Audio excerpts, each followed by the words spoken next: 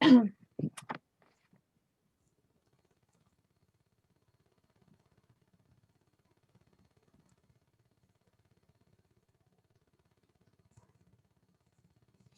first slide, first slide.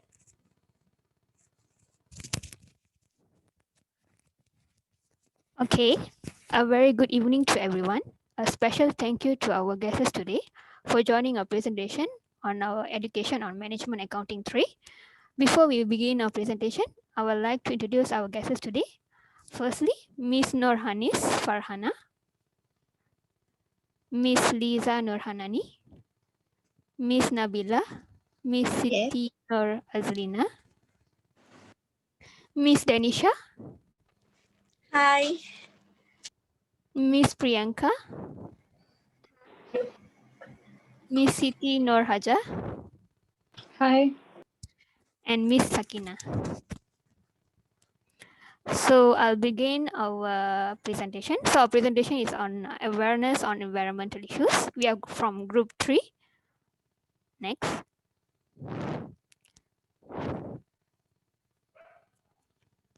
Next slide. Okay. We are group members of 4. Asifa, Adila, and myself, Selina, and Adila.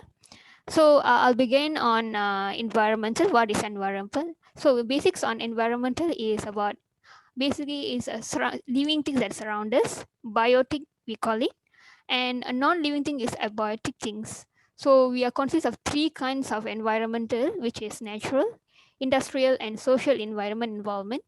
Some of the examples we can relate to environmental is individual, objects, elements, or system. Basically, environment we are more focused on the water, light, land, and organisms. So basically, we environmental will think that only on nature and all, but then environmental is plays a very much vital role in management accounting. It has a few calculation on how to improvise on the each company how they sufficient the environmental cost. So not all on purely financial costs. So we can say that causes versus benefits of buying from suppliers who are more environmentally aware, or the effects on the public image of the company from failure to comply with the environmental regulations. So we have seen for last year we have seen that companies that have polluted the river and all. So they have used chemicals and all. So I will pass to the next presenter on sharing on the issues. Thank you. Next slide. Thank you, Salina. Now I'll presenting on current issues that is happened in Malaysia in food and beverage industry. Next. 3 weeks ago, Nestle Manufacturing Malaysia Sdn Berhad was fined 90,000 by Sessions Courts or Mahkamah Sessions, and because of 2 charges, because Nestle Malaysia releasing liquid waste that is exceed the acceptable limit in 2019. Next.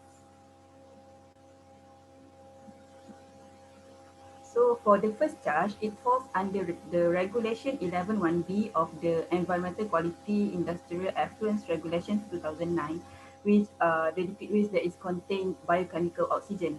So Nestle Malaysia released liquid waste that is contains 290 milligram biochemical oxygen, and which the acceptable limit is only 50 milligrams. So Nestle was fined 50,000 for the first charge. And for the second charge, it falls under the Regulation 12(1)B of the Environmental Quality Industrial Effluents Regulations 2009, and which is about the chemical oxygen. And Nestle released liquid waste contains 624 milligrams chemical oxygen, which the acceptable limit is only 200 milligrams. So for this charge, Nestle was fined 40,000. So even though Nestle did many social works, CSR activities to engage with community, but it can be the reason to lower the penalty that is imposed on them. So they need to be responsible on what they did. And actually, Nestle Malaysia acquired ISO 14001 which it also state in their sustainability reports that it is their responsibility or commitment to not pollute the environment. But they still violated the standard. So ISO 14001 will be explained by Fazlin. So that's all from me. Thank you.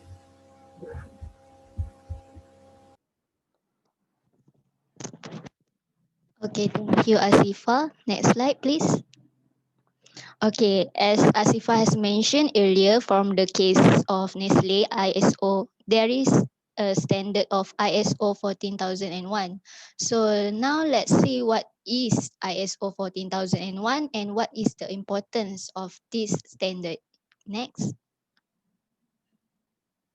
Next. Okay, here we are.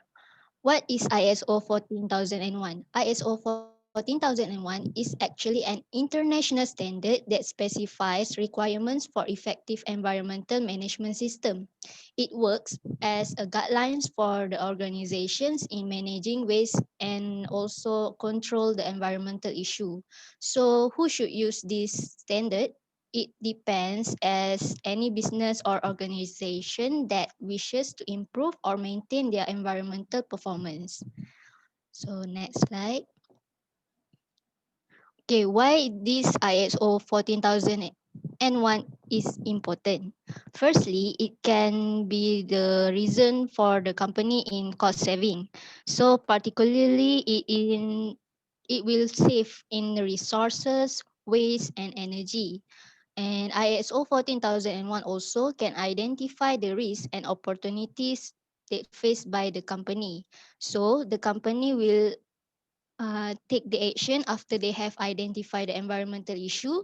They can improve their environmental performance and perform better in the future. So ISO 14001 also can improve the corporate credibility. So in this case, if the organization is seeking for new clients, it is possible that organization might encounter a client that require its suppliers to have this standard. So this can help to win the new customer and also improve their strategy of their market. And lastly, the importance of ISO 14001 is it can ensure the compliance with environmental legislation to avoid any penalties and fines, as per mentioned by Asifa earlier. So that's all from me. I will pass to the next presenter, Adila. Thank you. Thank you, Fazlin, for explaining about ISO 41. So, as for conclusion, I will summarize for all the presenter has explained earlier. So, basically, there are three, which is introduction and introduction that have been presented by Selina, and then the current issue that have been presented by Asifa, which is one of the largest company in food and beverage, which is Nestle also being penalty, and then what is the importance of ISA, which is the standard of quality control for environmental. So what we can conclude from this presentation, first is be responsible with everything we do as human beings. So as we have concern, this is specific for business, but in real life, it is our responsible as human to be responsible to all we have done in our life. So every human action will have consequences in environmental and also social impact in futures. So the third one is it is important to aware the law regulation regarding environmental to serve Earth better, as but as President has been guide about the quality standard, so you guys can know better. And then lesson learned that we can learn from Asifa case that Nestle company also have been finalized because of fine they are because of environmental that they have been do, which is air population and also liquid waste from the company.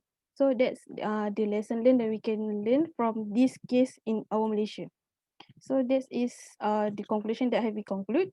So let's moving on to the Q&A session. So any one of you would like to ask question regarding the issues? Hi, I want to ask, Mm-hmm. can you hear me? Yeah. Okay, I want to ask, are there any other standard other than ISO 14001?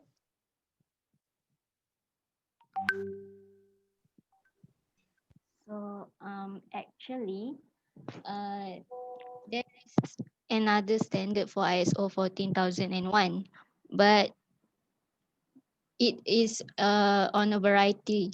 So which relate with environmental is the Environmental Quality Act 1974. So that is one of the standard that control the environmental pollution, that can help the company to guide their production and services. That's all from me. Thank you for your question. Okay, thank you.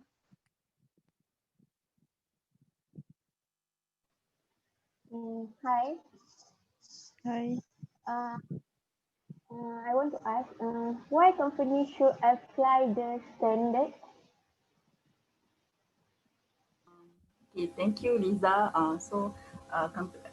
Why it is important for a company to apply the standard because it gives the guidelines for the company to follow all the rules and regulations. So especially for ISO 14001, so it is about environmental management system.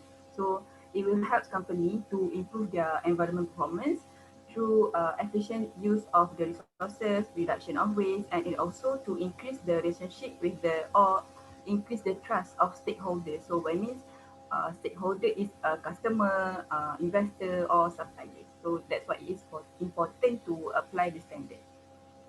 Thank you, Lisa, for asking that question. Hi, hello. Able to hear me? Yeah. Oh, okay. Actually, I want to ask, what is the authority that involved with this environmental issue in Asia? Okay. Thank you. For the question of that, what are the authority that involvement with environment is in Malaysia? There is authority that called Department of Environment, which is DOE. So this department are responsible to deal with any complaint or any air pollution or any waste that involved. So anything that you will like to complain or anything aduan or complain, we can go straight to the line that has been mentioned by DOE, which is Department of Environmental. So thank you. So any other question? Hi, can you hear me? Yeah. Okay, so I have a question. Can you suggest me what we can do as a Malaysian to promote a go green environment country? Okay, thank you so much for the question, Priya. So I'll be answering. We can bring our own so that we can make our shopping better. And now we have straws, like we use it normally plastic straws, right? So now we have introduced our metal straws to safeguard our country so that we can reduce our pollution. And also currently we have issue on masks, and now I think we are more usable with own made with clothing masks. So I hope I can understand your question and reply to it. So I would like to thank everyone. This presentation will end here. Thank you for your contribution and your time, valuable time. Thank you so much. Thank you. Thank you for joining for this discussion. Thank you, everyone. So that's all for us. Okay, and then is there anything, Asifa? Okay, so I guess this is the end of this discussion. So I would like to thank all of you that willing to join with this discussion. So I hope that with this discussion, you guys can get better awareness and also knowledge about the environmental issues in Malaysia, and also you guys can practice in daily life how to be better person for our country. So that's all for us. Thank you. Bye. Thank you.